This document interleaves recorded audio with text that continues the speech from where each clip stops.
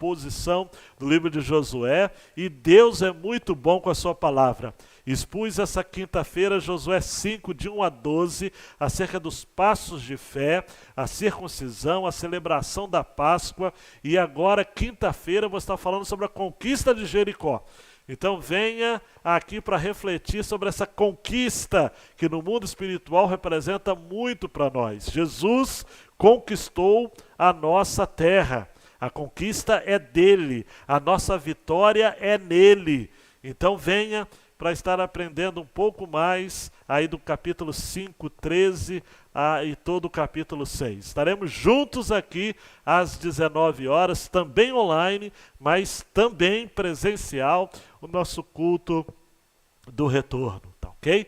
Avançando, João, nossa EBD também no domingo com o retorno, tá ok?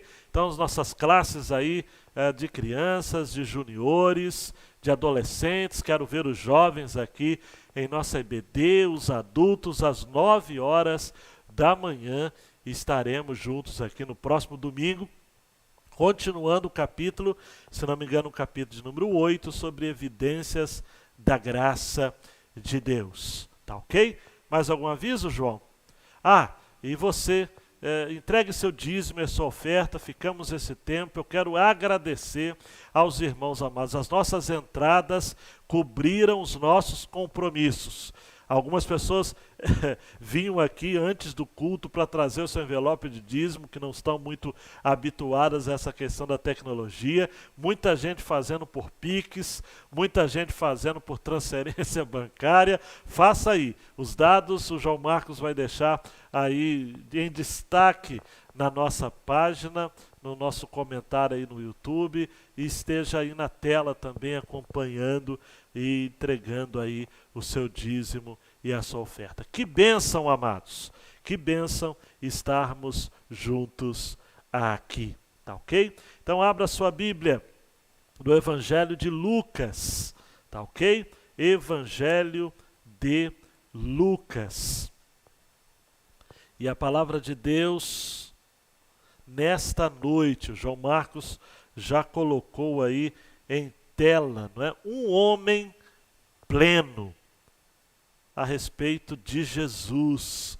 O Evangelho de Lucas é o evangelho que se propõe já a apresentar Jesus como um homem perfeito. Você sabe disso, a gente tem salientado isso aqui. E agora então, no capítulo 2, nos versos 39 a 52, a mensagem de hoje tem a ver com essa temática, um homem pleno. Eu procurei fazer aqui uma homenagem aos nossos irmãos e irmãs que são fãs aí do ciclismo, não é? E coloquei a plenitude do homem com essa imagem de uma pessoa, de um rapaz em uso de bicicleta, não é? É apenas uma imagem, não, nada mais do que isso, mas reforça, amados, esse entendimento acerca de Jesus como sendo um homem pleno. Nós vamos traçar aqui juntos, amados, narrar aqui juntos, expor aqui juntos um episódio da vida de Jesus quando ele tinha 12 anos. Tá ok? Não há, amados, nenhum relato da vivência de Jesus enquanto infante, enquanto criança. Nós temos o nascimento de Jesus, a sua circuncisão com 8 dias de nascido, a sua apresentação do templo, e vimos isso no último domingo que eu estive expondo aqui, através aí do cântico de Simeão e da sua oração e do testemunho também de Ana, e depois nós temos um salto temporal indo até o fato de Jesus com 12 anos. Há relatos assim que pode parecer pesado a minha fala, mas relatos espúrios, não é? Extra-canônicos de experiências de Jesus enquanto criança. Por exemplo, há uma história deliciosa, embora falsa, de que Jesus, certa feita, fez passarinhos com argila e depois soprou nesses passarinhos e eles ganharam vida. não é? E outras histórias também divertidíssimas desse período da infância de Jesus, mas nada disso é verossímil. Nós não temos nenhum relato. Jesus provavelmente, amados, mas muito provavelmente mesmo, teve uma infância normal, convivendo com seus pais, aprendendo ali com o seu pai o ofício da carpintaria, enfim. E agora, nesse episódio, nós encontramos Jesus aqui mais uma vez, Lucas apresentando Jesus com um linkado, umbilicado com a tradição. Eu quero apenas fazer esse destaque aqui que vi de um comentarista que achei muito interessante, né? Lucas estava interessado em delinear a relação entre o cristianismo e o judaísmo, em afirmar de maneira muito categórica de que Jesus era de fato alguém oriundo de uma fé e de uma tradição judaica. Você vai encontrar, por exemplo, algumas ocorrências, 2:21, não é? Quando se completar os 8 dias para o menino ser circuncidado. Versículo 22, ele é apresentado segundo a lei de Moisés. Então havia todo esse cuidado de seguir os ditames da lei. Daqui a pouco eu vou estar dando um destaque a esse texto. Depois de alguns dias ele é apresentado ao templo. Ele é identificado como o Messias, o Salvador, por Simeão, por Ana. E aqui então ele segue a sua tradição, a tradição própria do povo judeu de pelo menos uma vez ao ano reunir a família, reunir a vizinhança em comitivas então de vizinhos. As famílias caminhavam juntos a Jerusalém por ocasião de uma das 3 festas. O ideal seria ir nas 3 festas, Páscoa, Pentecoste e Tabernáculos. Mas a maioria das famílias mais empobrecidas tinham que escolher uma, e muitas optavam pela Páscoa. O Newton, por exemplo, esteve expondo aqui o Salmo de número 125, que é um dos salmos chamados dos degraus, ou da peregrinação, ou um dos salmos de romaria, se você assim preferir, que eram salmos entoados por famílias, pelas caravanas familiares em direção a Jerusalém. Então Lucas faz questão de apresentar a história da infância de Jesus, dizendo que ele foi circuncidado, repito, apresentado ao templo. Simeão e Ana são representantes de judeus genuinamente piedosos que aguardavam a vinda do Messias, e agora com a idade de 12 anos, Jesus é levado a Jerusalém, e ali, depois de alguns dias, os seus pais retornam, junto com a caravana, com a comitiva familiar. E depois de alguns dias, notam a falta, sentem a falta de Jesus. E retornam então para Jerusalém. E são surpreendidos com Jesus rodeado de rabis, de mestres no templo, respondendo perguntas, fazendo perguntas. E ali então é o início, amados, dessa identidade que Jesus vai estar mantendo com a sua fé original, com a sua fé judaica.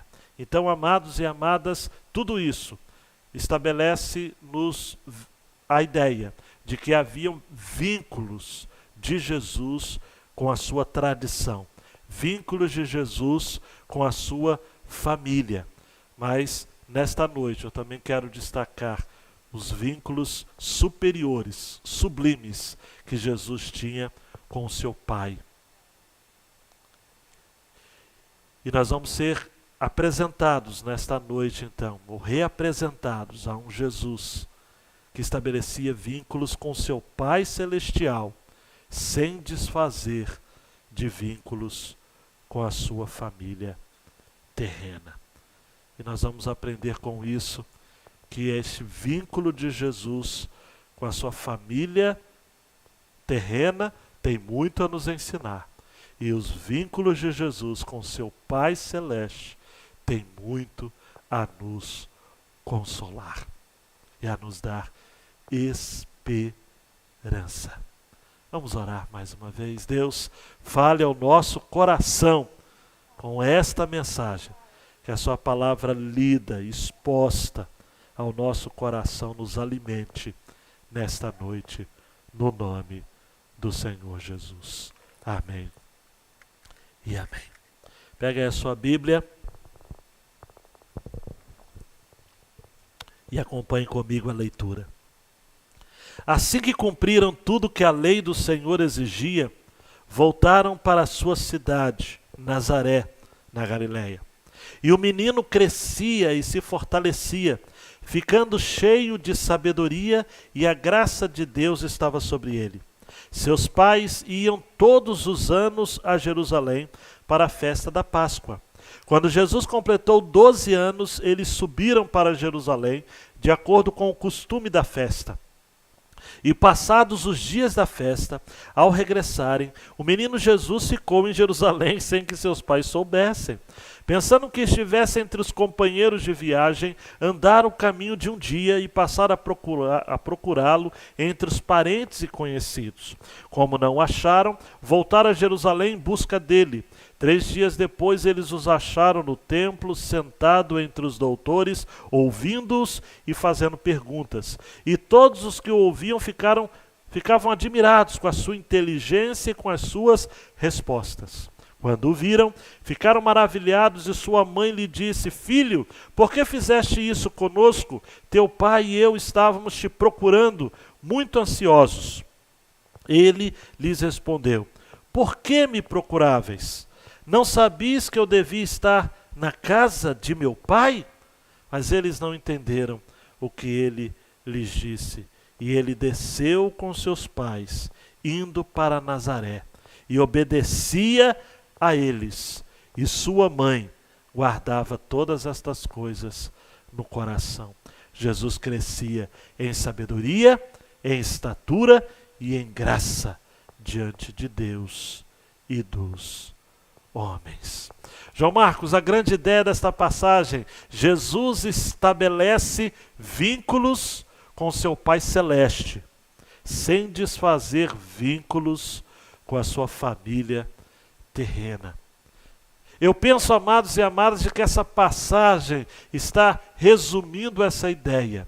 Jesus era filho de José e Maria, tinha vínculos de obediência a estes, e nós vamos destacar aqui estes elementos, mas agora com 12 anos de idade, ele está diante de uma situação que o levou a afirmar a sua filiação com o Pai Celestial. Por isso que eu deduzo 2 porções desse texto, versos 39 a 47, Jesus cresce e aparece. E versículos 48 a 52, Jesus cresce e obedece. E obedece. Pensei também que a gente pode resumir essas 2 cenas, João Marcos, dá um clique aí, por favor. Primeiro, Jesus em cena. E depois, dando um clique, Jesus em casa. Jesus em cena, Jesus em casa. Quero reafirmar aqui neste primeiro ponto, amados, versos 39 a 47, nesta porção, que Jesus cumpre o que havia sido estabelecido pela lei do Senhor.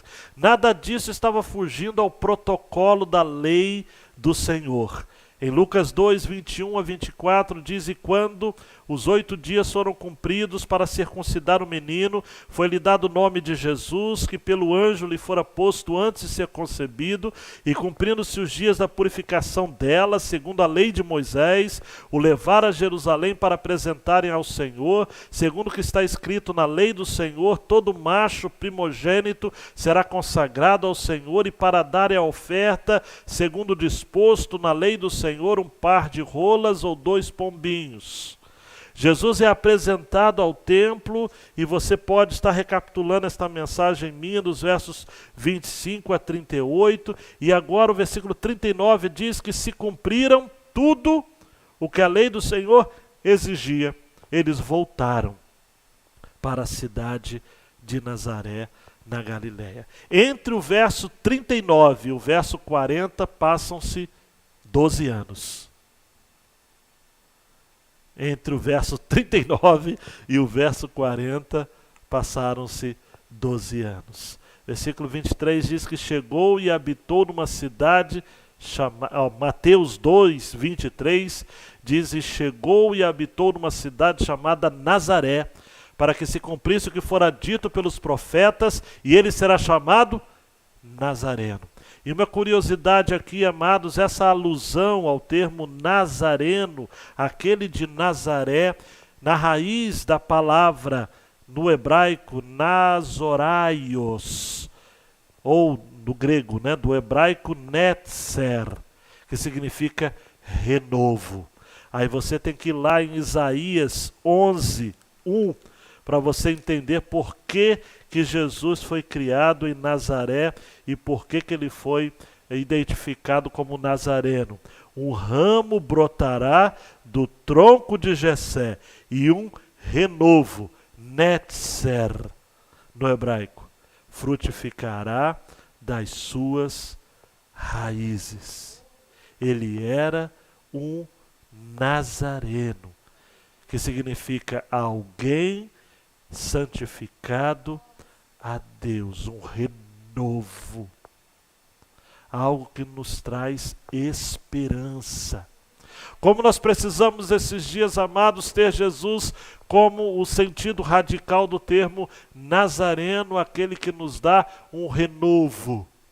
Quantos cansados em nosso meio. É interessante que quando eu faço contato com as pessoas recuperadas da Covid-19 em nossa igreja, uma unanimidade: estou sentindo cansaço, estive sentindo cansaço.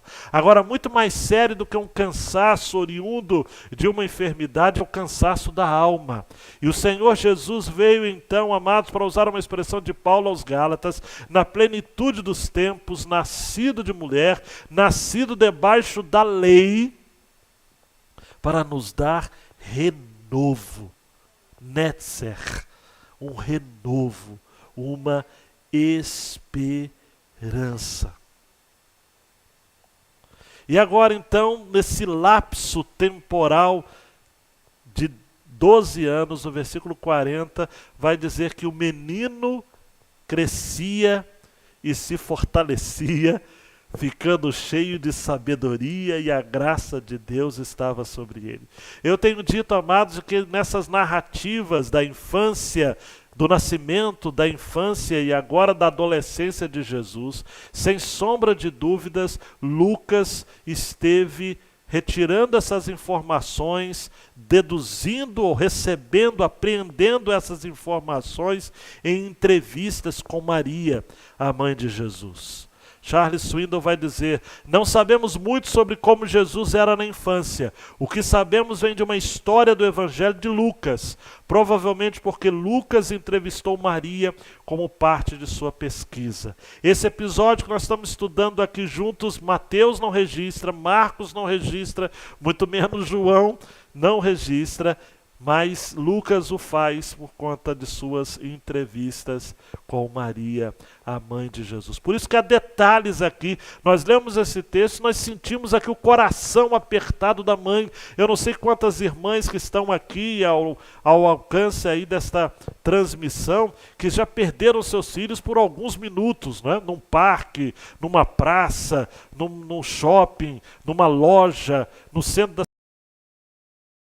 em qualquer lugar, em que o coração da mãe fica apertado e ela então procura de um lado, procura do outro e imagina as cenas mais absurdas. Maria deve ter visto Jesus estatalado no chão, quem sabe ensanguentado, morto por animais ou por salteadores. A mãe, o pai que procura o seu filho com sofreguidão e com o interesse de encontrá-lo a despeito de todo o desgaste, certamente imagina as cenas mais pesarosas. Mas, amados, antes de narrar essa epopeia do adolescente Jesus, fala que Jesus crescia e se fortalecia. E era cheio de sabedoria, e a graça de Deus estava sobre ele. Versículo 52 vai dizer, porque é muito paralelo, Jesus crescia em sabedoria, em estatura e em graça diante de Deus e dos homens. Sabe o que isso significa, amados? Significa que Jesus teve um desenvolvimento como de um menino normal. Há evidências nas Escrituras que nos afirmam isso. A vida de Jesus, a vivência de Jesus foi um todo normal. O desenvolvimento deste menino era, portanto, perfeito. E isso em todo aspecto: físico, intelectual, moral, espiritual, porque do princípio ao fim o progresso seguiu incólume sem impedimento pelo pecado. Jesus, como não tinha pecado nem herdado, e muito menos adquirido, e entre o menino Jesus e o seu pai havia então perfeita harmonia, amor sem limites, tudo isso faz com que compreendamos de maneira muito clara, mas muito clara mesmo, de que Jesus teve um desenvolvimento em sua infância muito natural. Muito natural. Hebreus capítulo 4, versículo 15 vai dizer: porque não temos um sumo sacerdote que não possa compadecer-se das nossas fraquezas, porém um que como nós. Se você estivesse aqui, eu pediria para você repetir o como nós, né? Em tudo foi tentado, mas sem pecado. Essa presente passagem mostra claramente de que, de acordo com a natureza humana, havia certas coisas que o menino Jesus não conhecia desde o início. Por isso ele crescia e se fortalecia. Jesus não era um homem divinizado, nem era um Deus humanizado. Ele era 100% homem, 100% Deus. Com isso, como 100% homem, haviam coisas que ainda não lhe havia chegado ao entendimento. Ele teve de aprender, ele teve de crescer, e não apenas fisicamente, mas também intelectualmente. Por isso que o texto diz: o menino crescia e se fortalecia, ficando cheio de sabedoria. Jesus aprendeu muitas coisas a partir do seu sofrimento. Hebreus 5:8. Ainda que era filho, aprendeu a obediência por aquilo que padeceu. Jesus, como seguiu a profissão do seu pai, carpinteiro, e carpintaria é um ofício que exige muita força física, Jesus iria precisar de certa medida de força. Isso não só para capacitá-lo no uso das ferramentas da carpintaria, mas também para ele levar a bom termo, todo o seu ministério. Amados e amadas, nós não podemos esquecer de que Jesus teve um ministério relativamente curto, 3 anos apenas. E em 3 anos, amados, ele fez o que fez.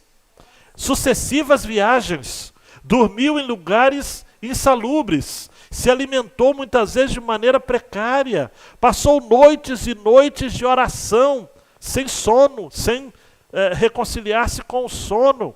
Jesus precisava, amados, de ter toda uma estrutura física, porque o seu ministério foi hérculeo, foi gigantesco. Lhe demandou muitas tarefas, muitas habilidades. Para você ter a certeza de que Jesus, de fato, ele não apenas aprendeu o ofício da carpintaria com seu pai, mas ele era até conhecido pela sua profissão. Marcos capítulo 6, versículo 3, vai dizer: não é este o carpinteiro, filho de Maria, e irmão de Tiago, e de José, e de Judas, e de Simão, e não estão aqui conosco suas irmãs? Jesus cresceu também, amados e amadas, em sabedoria. Isso vai estar presente tanto no verso 40 quanto no verso 52. E o que é sabedoria? Sabedoria não é apenas um conhecimento, inclui conhecimento, é evidente, mas vai além do mero conhecimento. É a habilidade e o desejo de usar esse conhecimento com o melhor proveito.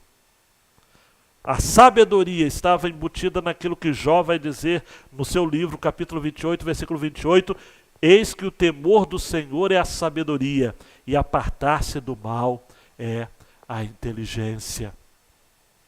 Amados, é muito importante a gente suscitar aqui a Confissão de Fé Batista de 1689, para a gente entender esse crescimento de Jesus enquanto homem, esse fortalecimento de Jesus enquanto homem, graça de Deus que estava sobre ele, diante de Deus, diante dos homens. E a Confissão de Fé Batista de 1689 diz assim: o Filho de Deus, a segunda pessoa da Suprema Trindade, sendo verdadeiro e eterno Deus, o resplendor da glória do Pai, da mesma substância e igual a Ele, quem criou o mundo, quem sustenta e governa todas as coisas que Ele fez, quando chegou à plenitude dos tempos, se segura aí, tomou sobre si a natureza humana, com todas as propriedades essenciais e fraquezas comuns. Jesus teve fome, Jesus teve sede, Jesus ficou cansado, Jesus sofreu dor, Jesus padeceu. Embora sem pecado, foi concebido pelo Espírito Santo no ventre da Virgem Maria. O Espírito Santo desceu sobre ela, o poder do Altíssimo a envolveu. Lembre-se daquele texto de Lucas. Assim foi formado de uma mulher da tribo de Judá, da descendência de Abraão e Davi, segundo as Escrituras, para que duas naturezas, preste atenção, inteiras, perfeitas e distintas, fossem inseparavelmente unidas em uma só pessoa, sem conversão, composição ou confusão. E essa pessoa é verdadeiro Deus e verdadeiro homem, mas um só Cristo, o único mediador entre Deus e o homem. Muito bem, amados e amadas, eu fiz questão então de dedicar tempo aqui para reforçar esse desenvolvimento humano, natural do jovem Jesus, do menino Jesus, do infante, e esse texto referindo-se ao adolescente Jesus com 12 anos. Versículo 41 fala que seus pais todos os anos iam a Jerusalém por ocasião da Páscoa. A Páscoa, amados, era uma festa. Ouça a mensagem de quinta-feira quando eu falei alguma coisa sobre a festa da Páscoa. Êxodo 23 vai dizer a partir do versículo 14, não vou ler todo o texto, a festa dos pães ázimos. 7 dias comerás pães ázimos, pão sem fermento, ao tempo apontado, no mês de Abibe, porque nele saíste do Egito, ninguém poderia se apresentar perante o Senhor de mãos vazias. Em Josué capítulo 5, nós temos a primeira celebração da Páscoa na terra prometida, e ali então, depois da Páscoa, eles comeram do fruto da terra, os pães ázimos e as espigas tostadas, e ali cessou-se o maná, e o povo então começou a se alimentar dos frutos da terra. A Páscoa, amados e amadas, foi importante na vivência de Jesus, no ministério de Jesus. Pelo menos 3 vezes Jesus esteve por ocasião da Páscoa em Jerusalém, 2 delas ministrando ensinos importantes, e na terceira ocasião ele morreu. João 13:1. Ora, antes da festa da Páscoa, sabendo Jesus que era chegada a sua hora de passar deste mundo para o Pai. A festa da Páscoa durava 7 dias e reunia comitivas de todas as partes da Judéia e da Galiléia. Um dos salmos de peregrinação, eu citei aqui o Salmo 125 que o Newton trouxe, é o Salmo de número 122. Alegrei-me quando me disseram, vamos à casa do Senhor.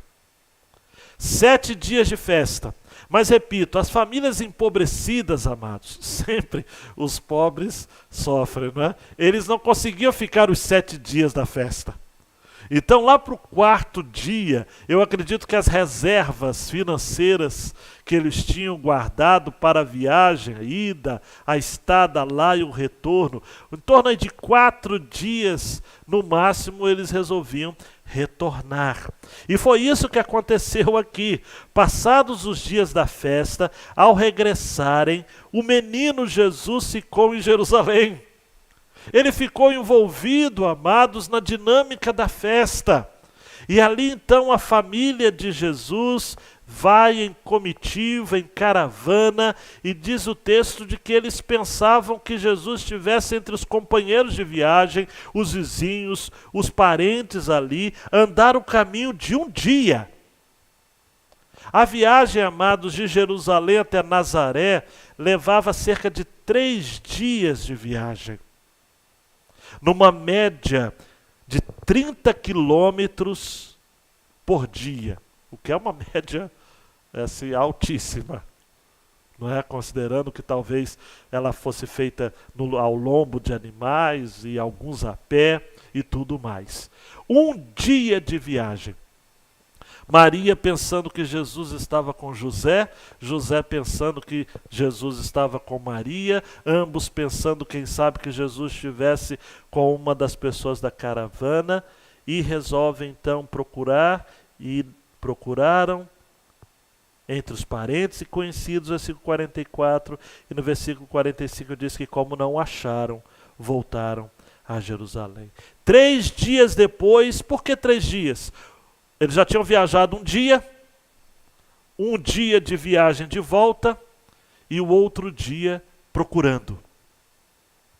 Foi 1 dia de viagem, 1 dia de volta, 1 dia de busca. E ali então, por fim, eles encontram, amados, no versículo 46, no templo, sentado entre os doutores, ouvindo-os, fazendo perguntas. E todos que o ouviam ficavam admirados com a sua inteligência e com as suas respostas. Por isso que eu dei o título a esta porção de Jesus em cena.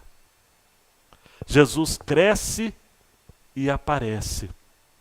Charles Swindoll nos ajuda aqui, amados, nessa expressão do versículo 47, quando diz: todos os que o ouviam ficavam admirados com a sua inteligência e com as suas respostas.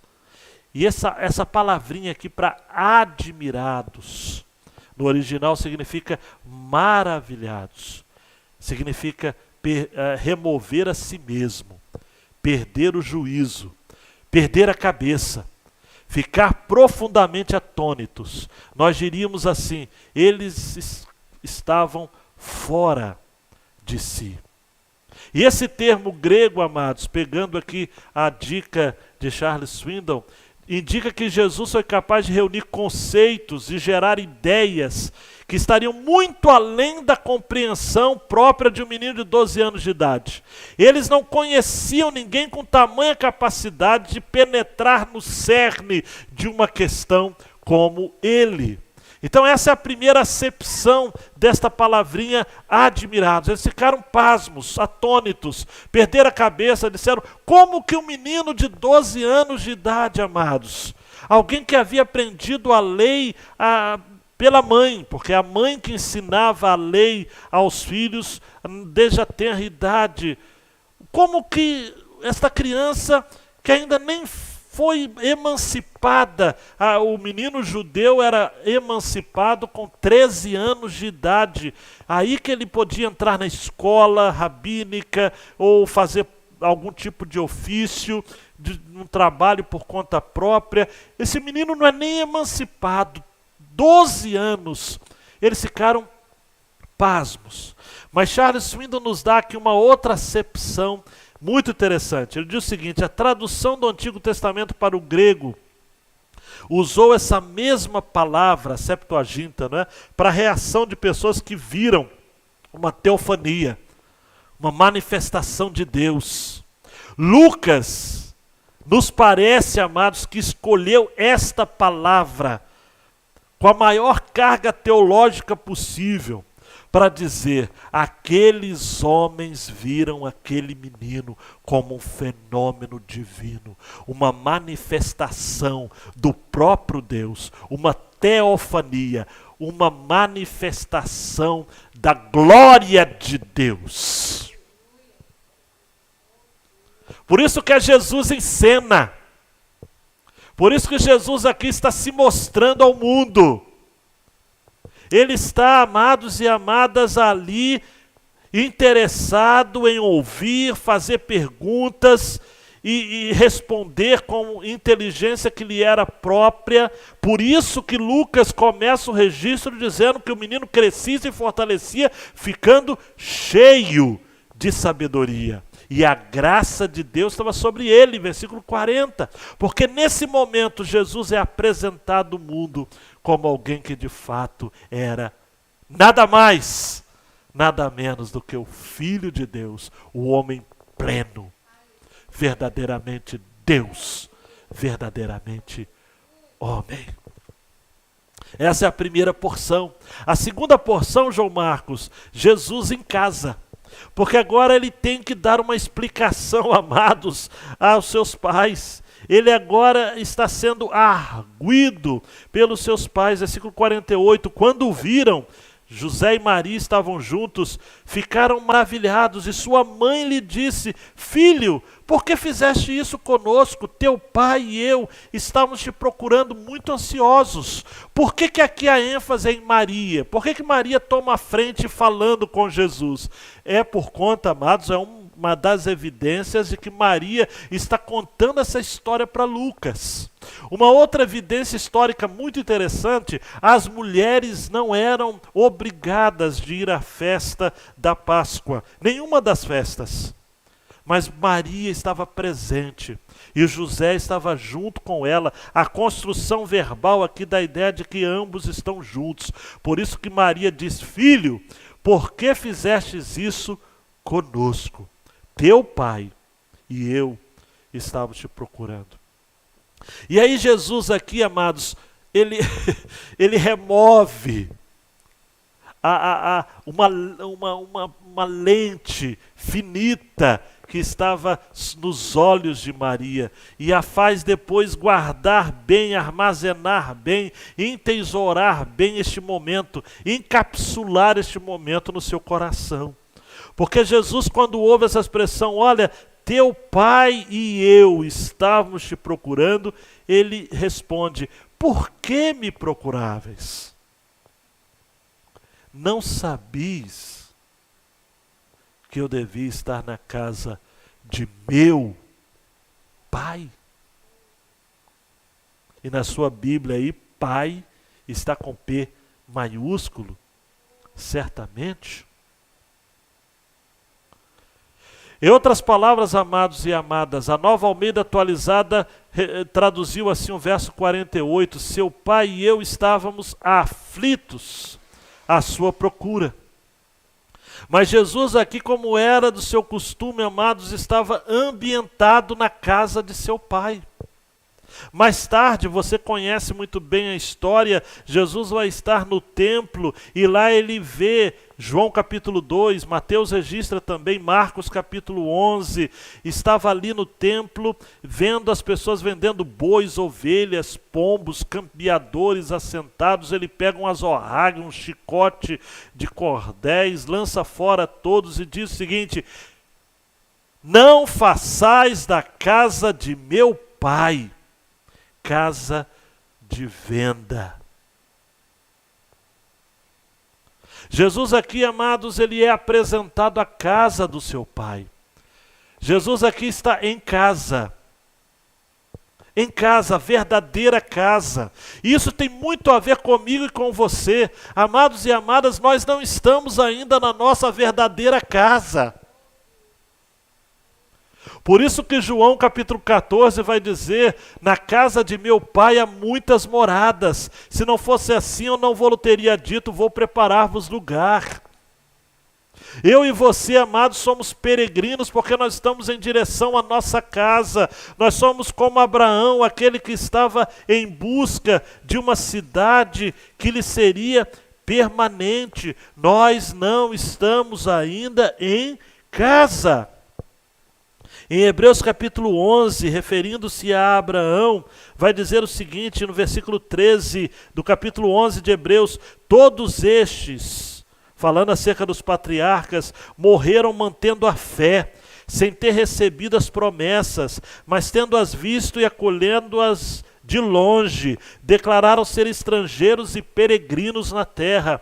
Os que dizem tais coisas mostram que estão buscando uma pátria, e se estivessem se lembrando da pátria de onde saíram, teriam oportunidade de voltar, mas agora almejam uma pátria melhor, isto é, a celestial. Por isso também Deus não se envergonha deles, nem de ser chamado seu Deus, porque já lhes preparou uma cidade. Jesus estava na casa do seu Pai. Eu deveria estar na casa do meu Pai. Versículo 50 diz que eles não entenderam o que ele havia dito. Mas para Jesus tudo parecia muito claro. Há um senso forte de propósito em Jesus. Amados e amadas, alguns comentaristas e alguns jornalistas e algumas autoridades chegam ao cúmulo de dizer que Jesus ele não tinha consciência do seu chamado e da sua missão até o momento que ele estava na cruz. Nada mais distante disso. Em todo tempo Jesus estava sendo Senhor da história, ele estava sendo Senhor do seu destino. O Evangelho de João vai dizer muitas vezes essa expressão: e ainda não era a sua hora, e ainda não é a minha hora, e ainda não é a minha hora. E vai chegar um tempo lá em João capítulo 13 que ele vai dizer: olha, sabendo Jesus que já era chegada a sua hora de passar deste mundo para o Pai. Tudo era muito claro. Jesus, com 12 anos de idade, tinha ciência de que ele tinha um chamado. Ainda Charles Swindoll diz que eu considero a ironia desse episódio inestimável, simplesmente inestimável. José e Maria, que foram testemunhas oculares da anunciação dos anjos, da visita dos pastores, da adoração dos magos, além dos oráculos proféticos, não tiveram olhos para ver surgir o propósito divino de Jesus. Ele, porém, sabia o que lhe estava acontecendo, compreendia seu propósito, seu chamado, a missão que lhe fora atribuída por Deus. Eu ouço Jesus recitando o Salmo 40, versos 7 e 8. Eis aqui venho, no rolo do livro de mim está escrito: deleito-me em fazer a tua vontade, ó Deus meu. Sim, a tua lei está dentro do meu coração. Somente no Evangelho de Lucas nós temos várias passagens. Eu vou citar aqui rapidamente para vocês passagens que afirmam que Jesus sempre soube exatamente o que ele deveria fazer. Para você não entender um Jesus ainda hesitante, um Jesus em dúvida, um Jesus que tinha algum tipo de recalque ou de pressentimento de que ele não daria conta do negócio. Não. Jesus estava consciente em tudo. Até na cruz do Calvário, o evangelista João vai dizer de que ele entrega o seu Espírito. Por que ele entrega o seu Espírito? Porque ele foi Senhor na vida e ele foi Senhor na morte. Lucas 4,43, Jesus diz: é necessário que eu anuncie a outras cidades o evangelho do reino de Deus, porque para isso eu fui enviado. Lucas 9,52, 22, é necessário que o Filho do Homem padeça muitas coisas, seja rejeitado dos anciãos, dos escribas, seja morto e ressuscite ao terceiro dia. Capítulo 13, versos 33, só em Lucas. Importa, porém, caminhar hoje, amanhã e no dia seguinte, para que não suceda que morra um profeta fora de Jerusalém. 19:5, quando Jesus chegou àquele lugar, olhando para cima, você vai recordar dessa história, ele disse: Zaqueu, desce depressa, porque hoje me convém pousar em tua casa. 24:7, convém que o Filho do Homem seja entregue nas mãos de homens pecadores, seja crucificado e ao terceiro dia ressuscite. 22:37, importa que em mim se cumpra aquilo que está escrito, e com os malfeitores foi contado. 24:26, porventura não convinha que Cristo padecesse essas coisas e entrasse na sua glória? 24:44, são estas as palavras que vos diz estando convosco, e que convinha que se cumprisse tudo o que de mim estava escrito na lei de Moisés, dos profetas e nos salmos. Amados e amadas, chama-nos a atenção que Jesus, a despeito de ser filho de Deus, soube ser filho de José e Maria. Versículo 51. E ele desceu com seus pais, indo para Nazaré, e obedecia a eles, e a sua mãe guardava todas essas coisas no coração. Por quê? Simeão já havia avisado a Maria no verso 34, este menino está posto para a queda e para a elevação de muitos em Israel como um sinal de contradição. Jesus seria o paradoxo, não? Um sinal de contradição. Assim os pensamentos de muitos corações serão conhecidos. Quanto a ti, uma espada atravessará a tua alma. Então ela está guardando no coração. Mas o meu ponto que eu quero destacar, amados, não é? A Nova Almeida Atualizada traduziu assim o verso 51. Voltou com eles para Nazaré e era submisso a eles. Jesus era submisso a eles. Parece um contraponto muito interessante, né? Jesus chega para Maria, para José, o seu pai, e diz, olha, me convém cuidar das coisas do meu pai, da casa do meu pai. E ele agora, em submissão, obedientemente, aceita ser sujeito aos seus pais. E Maria, então, guarda tudo isso no seu coração. Amados, essa ideia de um Deus que se faz homem e vem habitar entre nós, usando a expressão de João, cheio de graça e de verdade, e ao mesmo tempo de desventura, de fragilidade, é algo que me encanta incrivelmente. C.S. Lewis vai dedicar alguns trechos do seu Cristianismo Puro e Simples para falar sobre isso. E ele usa a seguinte expressão, eu sei que é uma citação tanto quanto longa, mas eu quero fazer este resumo, porque ele é muito feliz quando ele vai falar no capítulo chamado Soldadinho de Chumbo. C.S. Lewis vai dizer o seguinte acerca da encarnação, né? Essa doutrina que fala de Jesus assumindo a forma humana. C.S. Lewis diz assim, você nunca imaginou quando era pequeno como seria divertido se seus brinquedos ganhassem vida? Bem, imagine que você tivesse efetivamente o poder de dar-lhes vida. Imagine que você pudesse transformar um soldadinho de chumbo num homenzinho de verdade. O chumbo teria de transformar-se em carne. Imagine que o soldadinho não gostasse da mudança. A carne não interessa, tudo que ele vê o chumbo arruinado. Pensa que você quer matá-lo e fará tudo o que puder para impedi-lo. Se isso estiver ao seu alcance, não se deixará transformar em homem de jeito nenhum. E aí C.S. Lewis prossegue. O que você faria com esse soldadinho eu não sei, mas o que Deus fez com o gênero humano foi o seguinte. Aí se segura aí porque é profundo. A segunda pessoa de Deus, o Filho, tornou-se Ele mesmo um homem. Nasceu em nosso mundo como um homem. Uma pessoa real, que falava determinada língua, tinha determinada altura, determinado peso e uma certa cor de cabelo.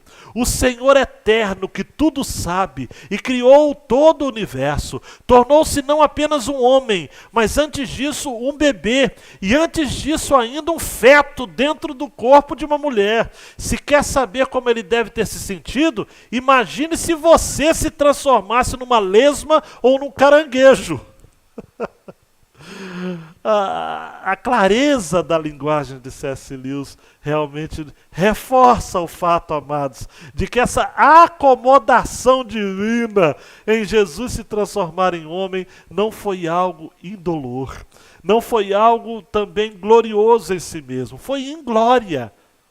Foi um autoesvaziamento, amados, vil, até mesmo pernicioso, se a gente pode usar essa palavra, mas ele o fez, amados, por obediência ao Pai. um Deus que se tornou homem, habitou entre nós, alguém que foi tentado em tudo. Eu e você não somos tentados em tudo, porque aquilo que é tentação para mim, não é tentação necessariamente para você, mas Jesus foi tentado em tudo, diz o texto que ele o fez e vivenciou e experimentou tudo isso, mas sem pecado. Se tornou homem, amados e amadas, de tal modo, Hebreus capítulo 2, versículo 14 e 15. Portanto, visto que os filhos compartilham de carne e sangue, ele também participou das mesmas coisas, para que pela morte destruísse aquele que tem o poder da morte, isto é, o diabo, e livrasse todos os que estavam sujeitos à escravidão durante toda a vida, por meio ou por medo da morte. Quero lançar aqui algumas aplicações para você ficar na sua casa aí, mas pensando. Que texto valioso, amados. Primeiro, João Marcos. Jesus teve uma vida plena. Seu caráter e valores fizeram dele uma pessoa totalmente desejável. Aleluia. Lucas o apresenta como homem perfeito. Jesus é único. Mateus nos apresenta Jesus como rei. Marcos apresenta Jesus como servo. Lucas apresenta Jesus como homem. João apresenta como filho de Deus. Jesus foi anunciado o seu nascimento a Maria por um anjo que diz: Maria, não temas. Capítulo 1, versos 30 a 33. Porque achaste graça diante de Deus, em teu ventre conceberás, darás à luz um filho, por-lhe-ás o nome de Jesus. Este será grande, será chamado Filho do Altíssimo, e o Senhor Deus lhe dará o trono de Davi, seu pai, e reinará eternamente na casa de Jacó, e o seu reino não terá fim. Esse Jesus é totalmente desejável. Essa semana eu tive o privilégio de ler o livreto, amados, de John Flavel, Jesus, o totalmente desejável. Depois, se você quiser esse livro, PDF é dado de modo gratuito, né? Então ele pode ser compartilhado. Que livraço, amados, um livro pequeno, mas com tanta profundidade acerca de Jesus. John Flavel, um puritano, Jesus é o totalmente desejável. Eu tenho aqui uma citação que eu preciso fazer. Colossenses 1,19 vai dizer: porque foi do agrado do Pai que toda a plenitude nele habitasse. John Flavel disse: lancem os seus olhos sobre todas as criaturas, sonde o universo, vocês observarão força em alguém, beleza em um segundo, fidelidade em um terceiro, sabedoria em um quarto, mas vocês não encontrarão ninguém que excede nelas todas como Cristo excede. O pão tem uma qualidade, a água outra, vestimentas outra, medicações outras, que nenhum tem todas elas em si mesmas como Cristo as tem. Ele é pão para o faminto, água para o sedento, veste para o nu, cura para o ferido, e seja o que for que a alma possa desejar, é encontrado nele. Jesus, o totalmente desejável. João Marcos impressiona também o destaque que é dado a um Jesus ainda adolescente e por demais interessado no estudo da palavra de Deus. Temos de incutir esse mesmo amor pela Bíblia em nossos filhos e filhas. Atenção, a responsabilidade de incutir a Bíblia nos seus filhos e filhas adolescentes não é da liderança dos adolescentes da igreja. É sua, papai, é sua, mamãe. Eu e você precisamos, como pais de adolescentes que somos, desde a mais tenra idade, obedecermos aquilo que a palavra de Deus nos preceitua em Deuteronômio capítulo 6, versos 4 a 9. Ouve, Israel, o Senhor nosso Deus é o único Senhor, amarás, pois, o Senhor teu Deus de todo o teu coração, de toda a tua alma, de todas as tuas forças. E essas palavras que hoje te ordeno, atenção, pais e adolescentes, estarão no teu coração, e as ensinarás a teus filhos, e delas falarás a sentar em tua casa, e andando pelo caminho, e deitando-te, e levantando-te, também as atarás por sinal na tua mão, te serão por frontais entre os olhos, e as escreverás nos umbrais da tua casa e nas tuas portas. Amados, eu sei, queridos e queridas, de que há um certo desânimo no coração de muitos pais de adolescentes. E Jesus aqui nos sendo apresentado com 12 anos, mas com essa atitude de submissão aos seus pais, a despeito dele cuidar dos negócios da casa do seu Pai Celestial. Ele tinha vínculos com seu Pai Celestial, mas os vínculos com seu Pai Celestial não apagaram, não desconsideraram, não anularam os vínculos que ele tinha com os seus pais terrenos. Eu quero lhes dar uma palavra de esperança nesta noite. Não podemos salvar nossos filhos por meio das nossas boas obras da paternidade. Os nossos filhos nascem com uma natureza pecaminosa, estão espiritualmente mortos. Tenho textos aqui, não vou citar, Salmo 51, 5, Efésios 2, 1 a 3. Separados da graça de Deus, o mundo e a carne são atraentes para eles. A sabedoria de Deus parece-lhes insensatez, 1 Coríntios 2,14. Mesmo se fôssemos pais perfeitos sem a graça de Deus, nossos filhos ainda se rebelariam contra nós, assim como Caim rejeitou o conselho do Senhor. Mas nós não somos pais perfeitos. Se nossos filhos fossem uma lousa em branco, nossos erros como pais, egoísmo, ira, inconsistência e orgulho, entre outros, fariam deles uma verdadeira bagunça. Embora seja bom nos esforçarmos para sermos pais fiéis, somos, preste atenção, totalmente dependentes de Deus para abrir os olhos cegos e quebrar os corações endurecidos.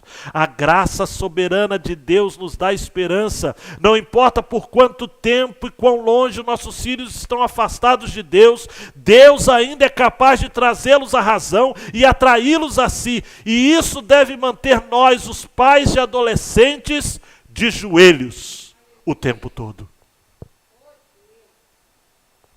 Clamemos pelos nossos filhos, preguemos o Evangelho aos nossos filhos, e entendamos, amados e amadas, de que há esperança para estes. Agora atenção, agora minha fala para os filhos. A obediência de Jesus aos seus pais humanos é algo que merece ser seguido como exemplo. Vivemos em uma sociedade onde a autoridade tem sido questionada, mas não é assim que aprendemos na vida de Jesus. Jesus estava ali e poderia bater o pé e dizer: não, minha mãe, não, meu pai, eu estou cuidando das coisas do meu Pai Celestial, eu não tenho mais vínculos com vocês, a minha história não é mais com vocês, não. Diz o texto, ele desceu com seus pais, indo para Nazaré, e obedecia a eles. Palavra para você, meu querido e minha querida, Efésios 6, 1 a 3. Vós, filhos, sede obedientes a vossos pais no Senhor, porque isso é justo. Honra teu pai e tua mãe, que é o primeiro mandamento com promessa, para que te vá bem e vivas muito tempo sobre a terra. Filhos, sede obedientes a vossos pais. Jesus, o Filho de Deus, não abriu mão das suas prerrogativas, das suas demandas como filho de Maria e de José. Jesus sabia cumprir a autoridade na cruz, inclusive, e o evangelista João vai registrar isso, que muito provavelmente, por conta do falecimento de José, Jesus olha para Maria e diz: Maria, eis aí teu filho, João. João, eis aí a sua mãe. E por fim, queridão e queridona, assim como Jesus tinha vínculos fortes com a casa do Pai, nós também precisamos manter nossos olhos fitos em nosso lar eterno.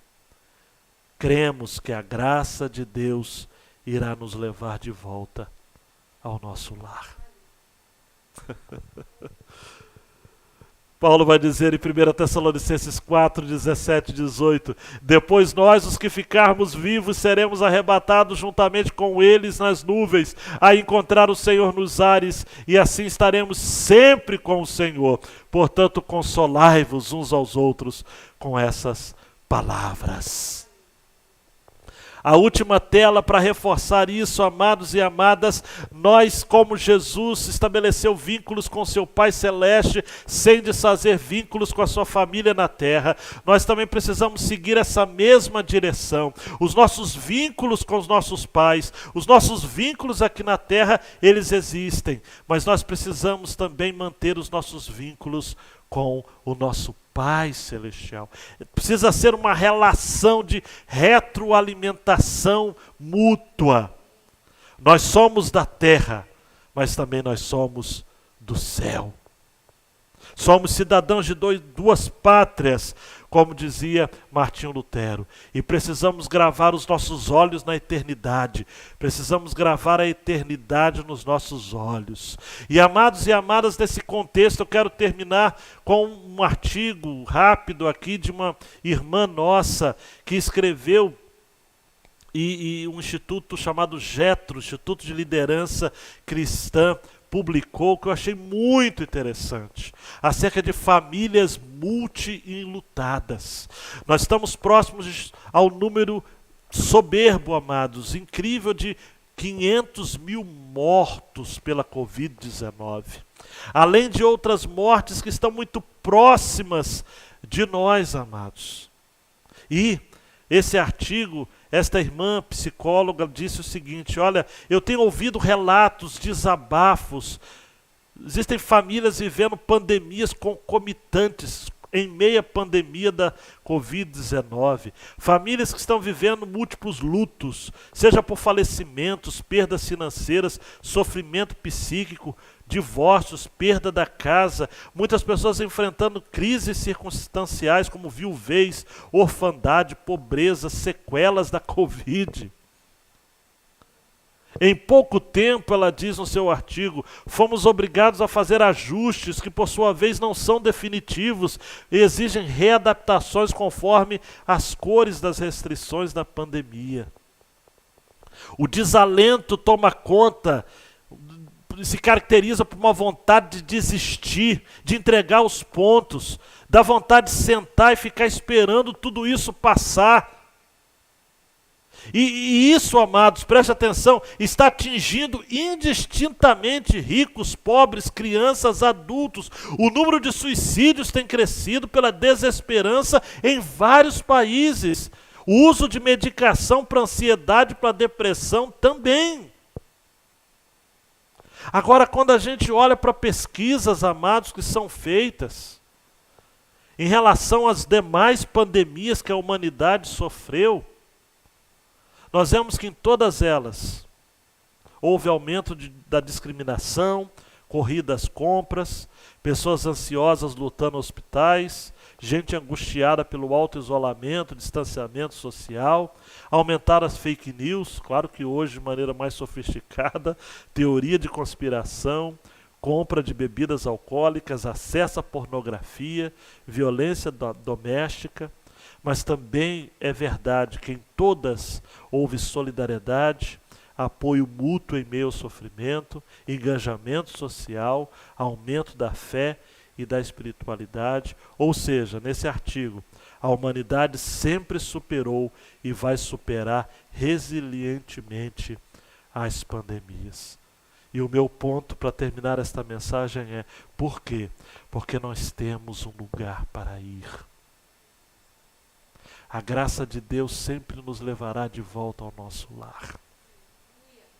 Eu olho para esse texto e me encho de esperança, porque eu vejo Jesus que tinha responsabilidades para com a casa do seu pai, mesmo vivendo debaixo e sujeito à casa de seu pai e de sua mãe terrenos.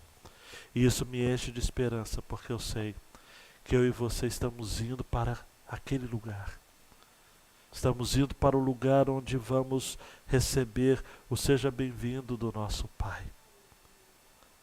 Nós vamos receber, amados, de braços abertos o nosso Pai, que incansavelmente está nos aguardando no portão. E neste mundo nós temos muitas perdas. Neste mundo nós enfrentamos muitas privações.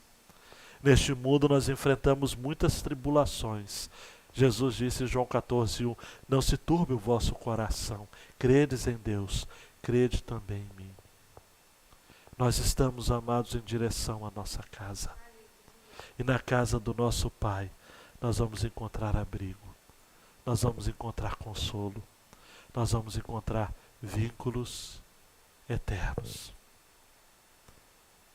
Vínculos eternos. E este lugar, só para terminar, será o lugar que Apocalipse 21:4 vai dizer: Ele lhes enxugará dos olhos toda lágrima, e não haverá mais morte, nem pranto, nem lamento, nem dor, porque as primeiras coisas já passaram. Não tema a morte, não tema a dor, não tema o sofrimento. Mantenha-se vinculados ou vinculado a este mundo, mas não se resuma a este, não se limite a este, porque nós cremos que antevemos a nossa verdadeira casa, o nosso verdadeiro lar, a casa do nosso Pai. Oremos ao Senhor.